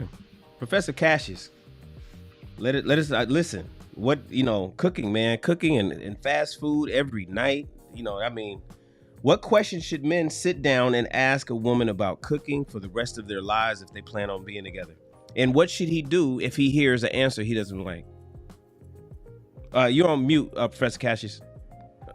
Hit the mute button. Yeah, I'll answer the second one first, and that was easy. Deuces. Like Like, I think that we need to have a little bit more confidence in the dating space that if someone doesn't necessarily align with our program, it doesn't mean they're right or wrong or better or worse. They're just different, right? I say this all the time, and it usually helps soften conversations for people. We're both looking at a number. From my vantage point, it's a 6. You're standing right in front of me, but from your vantage point, it's a 9. Neither one of us are wrong. We just have different vantage points, right? We have different perspectives, right? And so I'm big on that part, right? Like sometimes we're just not aligned. Not everybody you like, not everybody you have a great first date with, not everybody has a dope conversation is someone you should try to be in a relationship with. So if they don't hit you, where it in the heart on the things that are important to you, not the surface level stuff, but things like parenting techniques. How do you think about finances? What do you think a household looks like for you? What do you think your contributions are versus a man's contribution, et cetera, et cetera, et cetera? If those things don't align, no matter how cool they are, how great the sex is, at some point in time, to y'all's point, whether it be 7 years or before, all that new honeymoon stuff is going to wear off some. Out the door. And then it's like, what do you have? Do you really have compatibility or don't you, right? Don't get me wrong. The great sex, a new face, not being alone, new season, all that stuff can help masquerade that compatibility. But at some point in time, all of that is going to be I'll put it to you like this. It's like when you get that first binge, you clean it all the time, can't nobody sit in it. Once you had 5, 6, or 7 you of better them, not eat inside. Don't eat no French fries. but once you had 5, 6, or 7 of them, you kind of ease up on that a little bit because that's your new lifestyle. It doesn't have the same anymore. So I'll say if they don't say what you're looking for, just have the confidence to say, hey, this was cool. No, we're not a match. As far as with questions, I think it's simple. What do you think that your responsibility or roles are in regards to serving the family in the house? I think that's a very simple question, right? And I know Happy talked about it, catering. I like the word serve because I think both men and women should serve each other. So I'll ask, I say, how do you believe, or what are your thoughts on what you are going to serve to this house and family? And I'll share mine, but I want to know what yours are. And then if you want to dive in deeper to cooking, then I would ask her, I'll say, okay, well, how do you feel about, cooking every night? And she'll tell you, and you'll be able to read her body language, her tone in her voice is set in the third. But I think those are simple questions to ask. Now, to y'all's point, sometimes people tell you what you want to hear, right? Oh, I'll cook every night, baby. It's all good. If you paying the bills and you dropping it off in my panties, I'll do whatever you want, right? We all say the cute stuff, right? But I think really asking the questions, like Letitia says, asking the follow-up questions, say, is this something that you're attaching to an emotional connection? Meaning, if I'm liking you and I feel good about you, then I'm going to do these things. Or is this more like LeBron James saying, I'm going to the gym every day, regardless, whether we're winning or losing, whether I won a championship and we went, we swept through the playoffs, or we went 10 and 56 this year. I'm still waking my ass up and going to the gym. And I think like you'll start to, when you start having these types of conversations, I think those people will tell you what type of person they are. Then it's on us to actually listen to them, right? It's on us not to try to push a square peg into a circle hole. Oh, well, I know I'm 6 foot this, or I got a 6-pack, I got a big D, or I got a lot of money, or I'm funny, I'm cute, I dress good, I smell good. So I'm going to make this woman who hates cooking love me enough that she wants to cook every night. Like, we do too much of that, right? We just need to take people at face value. Don't work. And then and just say, okay, this was good for a season, or this was good for whatever, and that's it. But to me, I think it's simple. Just ask, how do you feel like your responsibility, or what do you think your role is in regards to serving this house and family? And she'll tell you. Cool. Professor Robert. Yes, There's a lot of young men listening to you. There's a lot of young men that are currently in the position today that you were in, Robert, when you were getting married years ago. What would you tell those men today when it comes to food? What kind of conversation? It's going to be one night they sit down. They may be at a restaurant, oddly enough. What question should this young man ask his woman that he wants to live with for the rest of his life when it comes to cooking? And what should he do if he doesn't hear what he wants to hear? Hey, Shay, when Robert's done, let me jump right back in for 2 more seconds when he's done. Okay. To me, it's a serious conversation, but it doesn't have to be dealt with in its full seriousness. Like, it doesn't have to be a tough conversation. It could be something light where you ask something like, if I gave you a budget, if we had a $500 budget, what are you going to buy in the grocery store so you can feed me for a month? And if you don't, and then whenever that question is answered, You get the why. You get whether or not this person is going to help you get diabetes, help you have a heart attack, help you eat healthy, or help you enjoy life. I'm You getting know what I mean? Twinkies. I'm getting Captain Crunch. I'm getting Tampico. Go ahead. Or you find out if they're gonna be the one ordering Uber Eats. $500. I'm gonna order Uber Eats, but you know the way I live, you ain't eating every day out the month on $500 dealing with fast food. That's not gonna happen. The other thing I would ask is, are you willing to learn other dishes? And the purpose of asking that is to check on adaptability, like Happy and I had spoken earlier. You know, everybody's got their own thing. My grandma made the best peach cobbler. Ain't nobody ever made nothing close to it. But I would still want my woman, if she knows how to make a lemon meringue pie, that's great. But I still want to know, can you go ahead and learn how to make that peach cobbler? It ain't gonna be like my grandma's, but I wanted something close. That's checking the adaptability. The last thing I wrote down was, how is it that I can hold you accountable and keep the peace in the house? Because that's, you just told me what it is you're going to do. You just told me what you're willing to do. But when you don't do it, I don't want no goddamn fight. Go ahead, Robert. Yep. How can I hold you accountable and keep the peace in the house? And that's that accountability piece, Shannon. I know you like that accountability word. That's that accountability piece. I'm done. Go ahead, Professor Cassius. Yeah, so real quick in closing. So I opened with this and I want to end with this because I think it really is important. We have to, as men and women, or however you identify in relationships, get back to serving our partners. And I think we've got away from that part. I think a lot of us have gotten lazy due to technology and everything else because we can do things so fast that and don't get me wrong, the world sucks and it's hard, I get it. But we got to get back to serving each other. I know I take immense pride in leading, providing, and protecting my family. It feels good to me to do that for my family. And that's one of the ways that I serve our family. If I can give people an example of like holidays when everybody had the big mama who used to cook and bring a plate, like that was like, it was, and people called it soul food, but it really was like the experience and the symbolization of what grandma or big mama did. It meant more than just the food. Like that was her way of serving the family, if you will. So I'm not saying that the only way a woman can serve her family is through cooking, but I am saying if that's not something she does, then it is a fair question to ask, well, how do you plan on serving this family? Because I think that to me is the foundation of a successful and a happy relationship for years and decades to come, is that both people are committed to and adapting, but committed to serving each other, not outsourcing the serving, right? And I'm not picking on women, but when we get into this conversation about cooking and cleaning, especially when you get to a certain financial stability, it's like, well, why don't we just hire someone to come in 3 days a week to clean? Or why don't we just hire someone to come cook? Or why don't we go eat out every night? And I'm not totally against that as much as it is, okay, well, we're taking all of your serving to this family away. And I think at some point in time, that's going to cause a problem, right? The lack of us serving through our family. So I just want to put that back out there, that I'm not saying it only has to happen in cooking and cleaning, but men and women, and however you identify in relationships, can't get away from the idea of serving each other and the family. So I just wanted to open and end with that. Professor.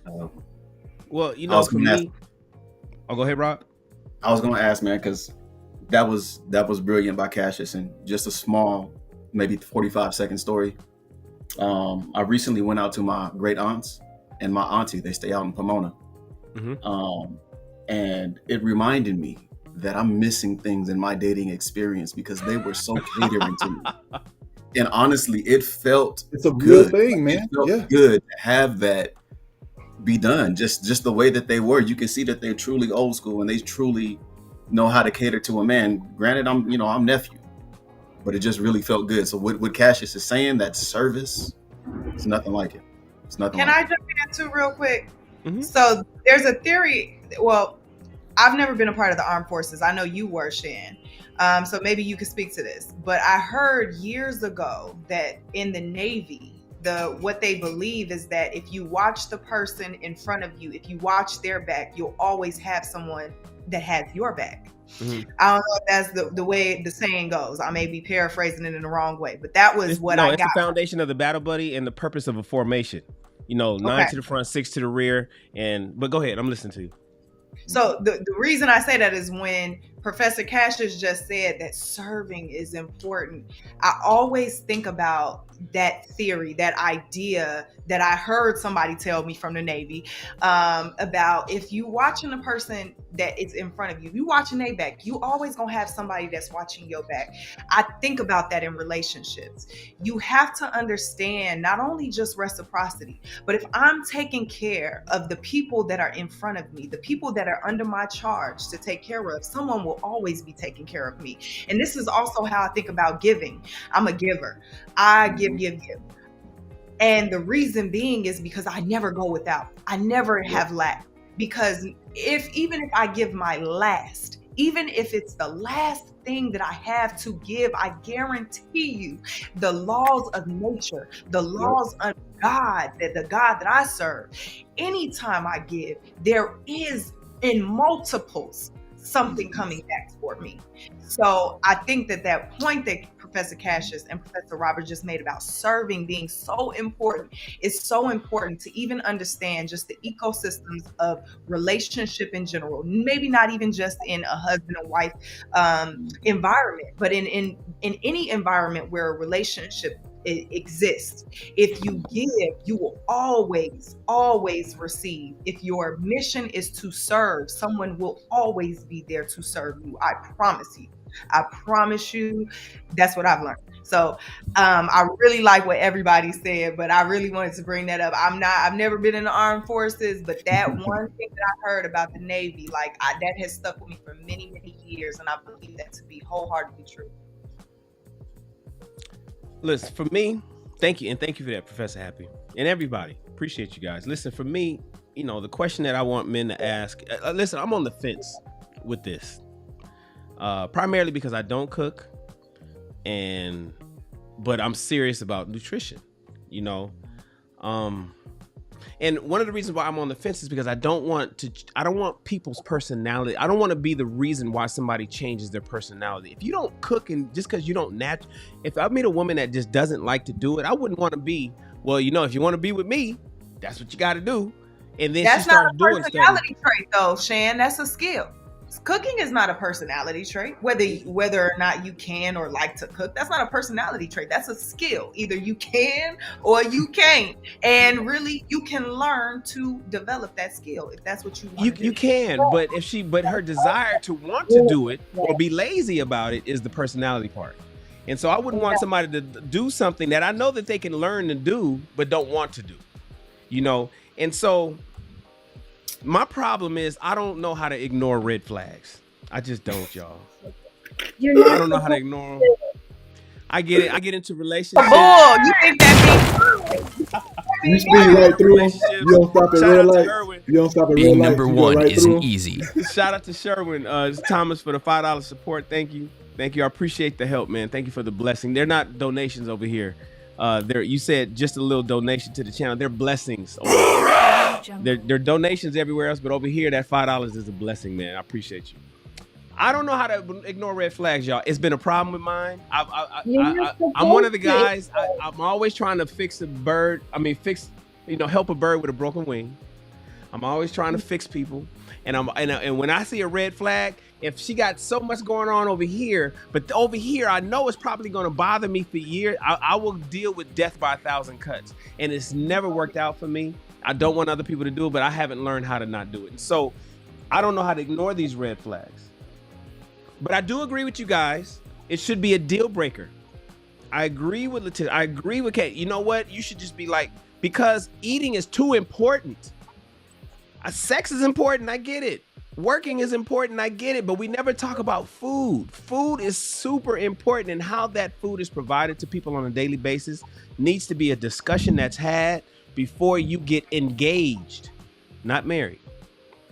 In fact, you may want to have that conversation right around when you guys start to become exclusive in a dating when you fall deep in love. Yeah. I don't think it ever just comes down to cooking. Go ahead, Professor Letitia. You've been trying to say. I was just saying that you should figure this out before exclusivity. When you have a need, right, and your need is not fulfilled, you may think that you can deal with it. But as time goes on, resentment builds. Yeah. And resentment comes out in a myriad of different ways. Someone might cheat. Someone might take a step back and check out on a relationship, and then leaving that person feeling like, well, what did I do? You met me this way. I told you who I was. I told you how I was. Now I'm being punished because I'm not giving you something that you deeply need. So Yeah. I think you need to learn how to not ignore the red flags and learn how to say, you know what, I can't deal with I'm no longer going to operate in wounded bird syndrome. I don't think any man should. I know that men have been conditioned over time to overlook all of these things that come with women. Oh, she'll get better. She'll figure it out. No, no, no. People are typically who they or show you who they are. Now, when you're meeting someone who's a teenager, early 20s, sure, they don't really know themselves. They haven't been through life enough. So yes, you can you can tread those waters. But when you get past 25, especially 30, and you are coming across somebody who is showing you something, what did Maya Angelou say? When someone shows you who they are, believe Believe them. them the There's first time. reason why she said that. Believe them the first time. Don't give them too many chances to show you who they really are, because you are expecting something different, because you create an ideal in your head based off of something else. So no, learn this stuff. And I tell all my clients, you need to figure this out when you start dating. Have those conversations. Why wait until exclusivity to start having the hard conversations? Then you got to break up, and then you don't want to break up because you either don't want to disappoint the person or you don't want to start over. So it's like, well, I'm gonna Or that stick this sex out is for good. long. Sex will keep people in the Or that too. You need to have these conversations within the first couple of dates before you get to exclusivity. But I will say, Professor Letitia, I do think, like I just said, I don't think cooking is a personality trait. Liking or not liking to cook is so much as a personality trait as it is a skill, right? And the reason I say that is because I think that what's most important in those dates where you're asking those really important questions is that you find out the character of a person, because the character of a person is completely different from their skill set. And a person can develop skills if that's within the capacity of their character that they may not have in the beginning. Like you said, if I meet somebody early on and I know that my need is for them to cook every day, but they have never been in a position to need to cook every day, but their character has the capacity to be with the person that needs that and then meet the challenge of their needs, then that's one thing. However, if they just don't like to cook because they don't want to provide that need for a person, that's something different. You know what I'm saying? If it's because I never had to, that's different from I never wanted to and I won't want to and I will never, you know what I'm saying? That's just what I think. I think it's really hard, and I think we miss a lot when we mix up the character trait with the skills. Got it. But you again have way more experience than I do, so I'm gonna. I was about to say because Oh, part of yeah. that example you gave to me sounds like trusting a car's brakes to work before you trust the brakes, because you know the car has brakes. It has the potential to stop, just like that person has the potential to cook. They're willing to. The car may be willing to, but that person hasn't been in the position to be tested. So therefore, once they get into that situation, how do we know that we are falling in love with somebody who's been tested and will actually do what it is that they believe that they'll do? A lot of times we believe that we can do a certain thing that we just can't do, or we believe that we'll like something that we just don't like, and we'll give it a go. And then we run into something and we decide this. I did that in business, a business that I knew I could make money in. I made money, but I hated it. So it's like, I just jumped ship from that. Untested And so breaks. it happens the same thing in relationships where you're telling me you're willing to cook, you want to cook, and you're actually being honest. But because you haven't been in that position where it's actually tested, you don't know if you will or won't. And that's leaving me. Are you going to grade a person off of something they've never been tested for? That's like buying a brand new car. You expect the brakes to work. But Except how can you have heart? How can you have a heart to cook for someone else when you don't even cook for yourself? Like, do you? How many meals do you cook for yourself? You have to take care of self first. You have to want to take care of self first. And if you're eating out constantly, like if she's eating out constantly, what's the likelihood of her now wanting to kick into gear and start serving her man and serving her family? Now, Yeah, for we got children, probability over possibility. yeah, Probability of so it's like You hear what they you say all the time? if she cooks if she doesn't cook very often, but at least she's cooking for herself. Because like you can see, like you ask her, oh, what you do today? Oh, I ate dinner. Oh, what did you have for dinner? Oh, I decided to cook today, and I cook X, Y, and Z. But if she never cooks, ever, ever, ever, ever, ever, Which is ever cooks, common, ladies and that's gentlemen, a which is that's common for the young ones, especially. that is a red flag. It's not likely that someone can. They may have the heart, like Professor Robert said. Someone might have. They may believe they have the will to do it, but when you actually are in it, which the statistics pan out, we can look at the relationships that didn't work. Women will say, yes, I will do this, I will do X, Y, and Z. How many times we heard the man say, well, once we got together, she didn't do that. Mm-hmm. She reneged. So I don't believe that people should go off of potential, what someone is saying. You need to verify that. That's what's gonna stop you from ending up in a divorce is you get all the information up front and you know exactly what you're getting. So if you gotta put her to the test, like, hey, you wanna cook for me? Like, see if she's never cooked and then y'all are getting in this thing and you tell her, like, you ask her, hey, you wanna cook for me? I'll buy the groceries. How about you cook the meal? And if she says no, then red flag, another red flag. That's just showing you that she's somebody who does not have it really in her to cook. Yeah, Especially if you say, I buy the groceries, you cook. If she's down with it, baby, go ahead, let that thing go. like I tell the women, you know what? Don't date on potential. Date on promise. Date on. And right now, I'm telling the man, don't date on potential. Date on promise. What you know that person will do. Well, ladies and We gentlemen, get ourselves in trouble with that grace and that patience and all that stuff. We get ourselves in trouble with that. And I think we weaponize that word sometimes when we use it and throw it around.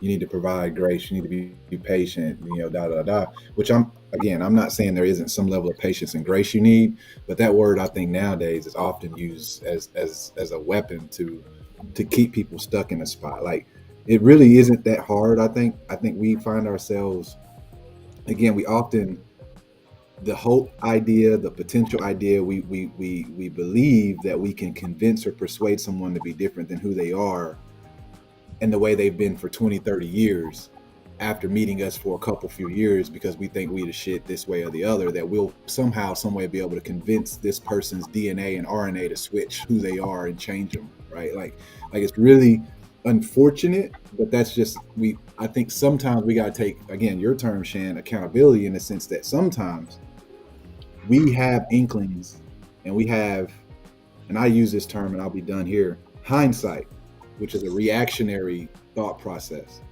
where I tell people you need to start pushing yourself to have more foresight, right? Because hindsight in the word suggests you saw it, you just didn't listen.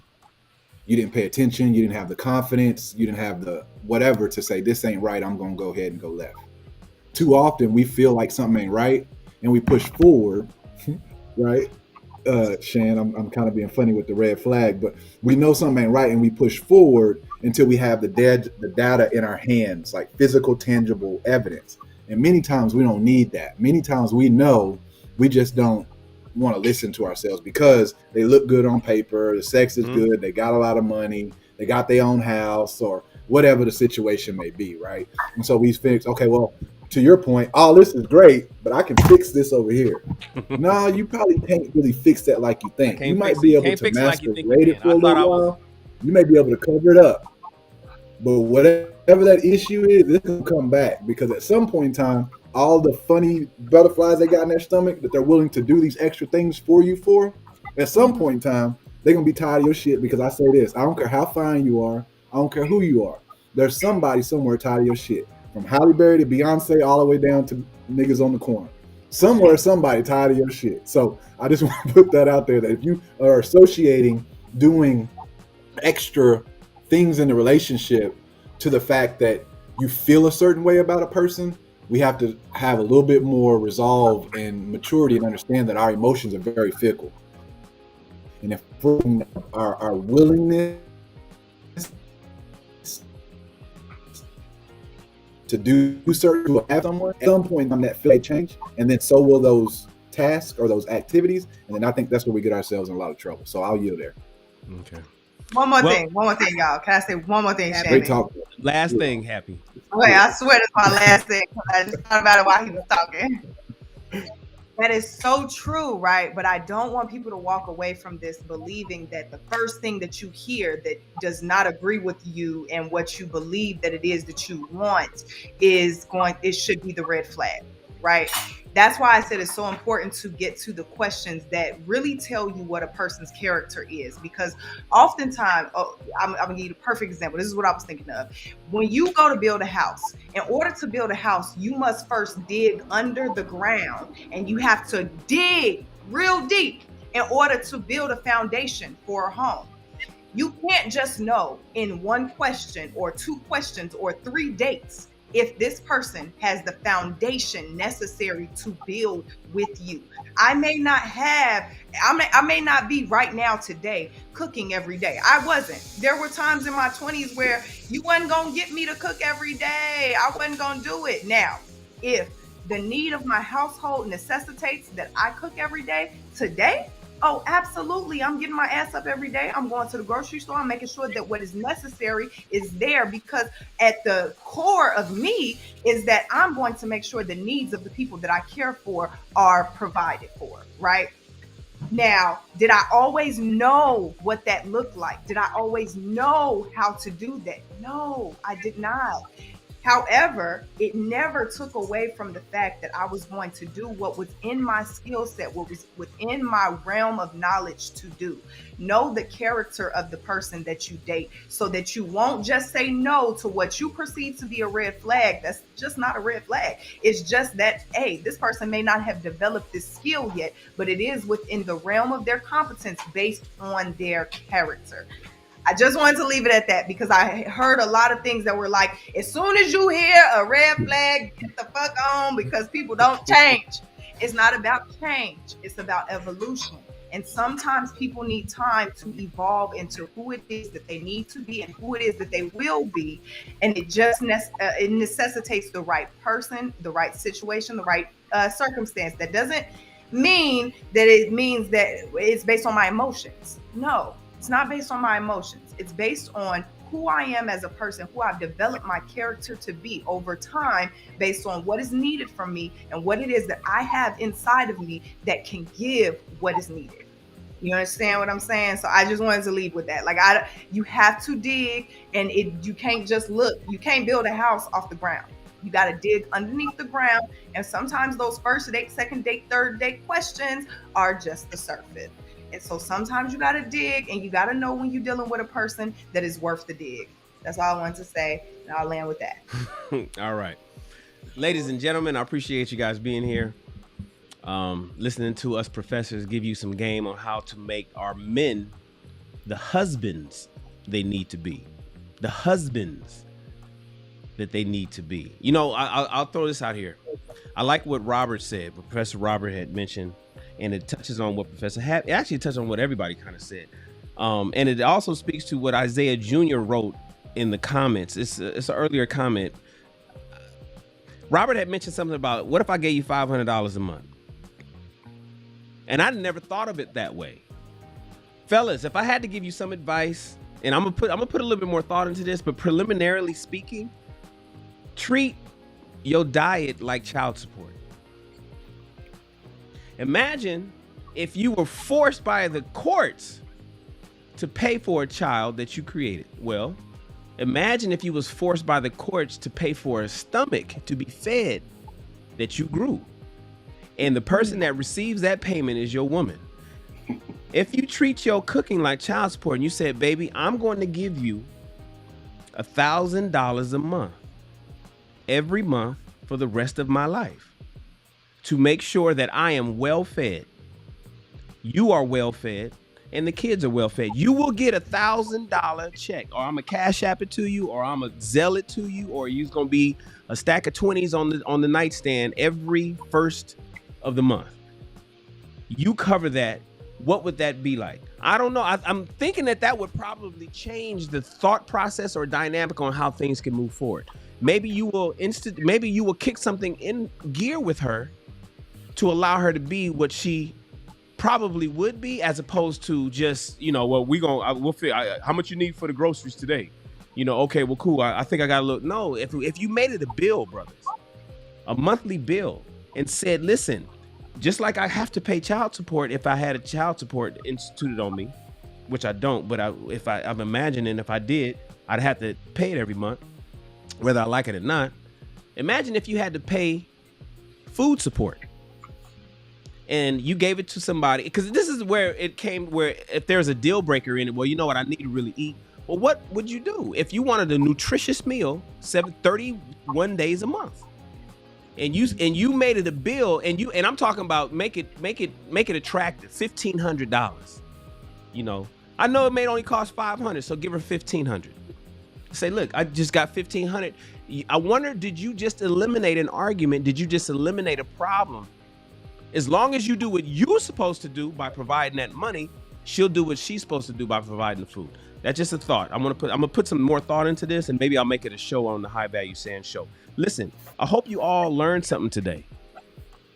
Remember, the serpent attacked relationships as his very first attack in Genesis. Don't just plan your wedding, plan your entire marriage. And being married isn't enough. I appreciate you guys all being here. Please like and subscribe to the channel. Share the video to somebody that you know needs to hear it. Because fellas, being married isn't enough. You need to be a husband. I'll see you next week. Same back time, same back channel. Good show, y'all. Yeah, it was a good show. Great show. Appreciate y'all. Good show. Y'all come join us again, Miss Letitia, Happy, Robert. Appreciate y'all. Thank you guys for having me. Appreciate you.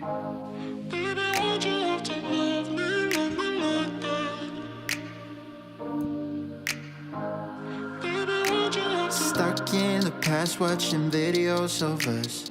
I have been trying to get rid of your stuff, but voices in my head are telling me to stop. It's all I have left, all I have of you. Thought I was more than a body to hold, baby. I wanted you, wanted us to be something more. I was so sure, I let my guard down for you.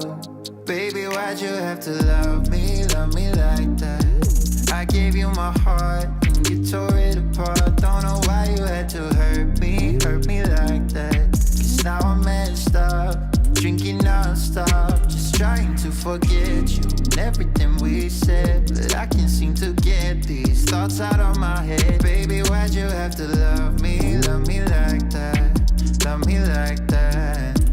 Oh, staying inside in my bed all day long, listening to sad songs and feeling so low, thinking about you and where we went wrong. 'Cause I wanna know why you let me go.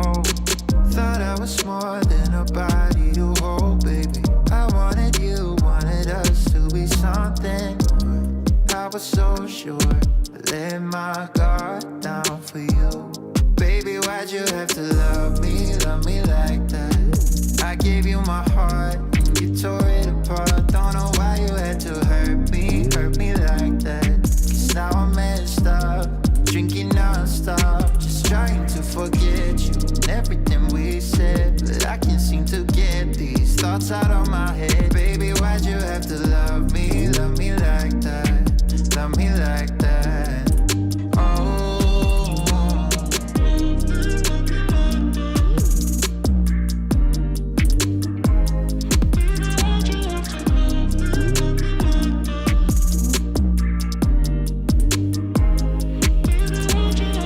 thought I was more than a body to hold, baby. I wanted you, wanted us to be something more. I was so sure, let my guard down for you. Baby, why'd you have to love me like that? I gave you my heart and you tore it apart. Don't know why you had to hurt me